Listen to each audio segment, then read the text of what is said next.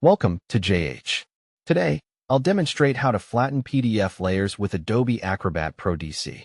This process is vital for preserving your document's layout when sharing it with others or viewing it on different platforms. Start by launching your PDF within Adobe Acrobat Pro DC. This application is a highly effective and versatile tool for PDF management, so getting comfortable with its interface is a beneficial first step. If your file isn't open yet, go ahead and do that now. Once the file is ready, look for the Layers icon on the right-hand side of your screen. Accessing the Layers panel is necessary because that is where all the management happens. If you don't see the icon there, don't worry. It's a common situation with a simple fix. Head to the hamburger menu at the top left of your screen. Clicking it will reveal several choices. Navigate to the View menu.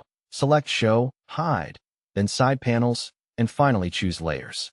This sequence will make the Layers panel appear, which is essential for the flattening process. With the Layers panel visible, find the three horizontal dots inside it. Clicking these dots opens a context menu where you'll find the Flatten Layers option. Select this to proceed with merging your document's layers. A confirmation box will then pop up on your screen. It clearly states that this action is irreversible. Once you flatten the layers, the change is permanent, so ensure this is your intended goal. If you're ready, click Yes to finish. Flattening is perfect for ensuring your PDF appears exactly as planned during printing or on other devices. It simplifies the design by combining all visible parts into one layer for better consistency.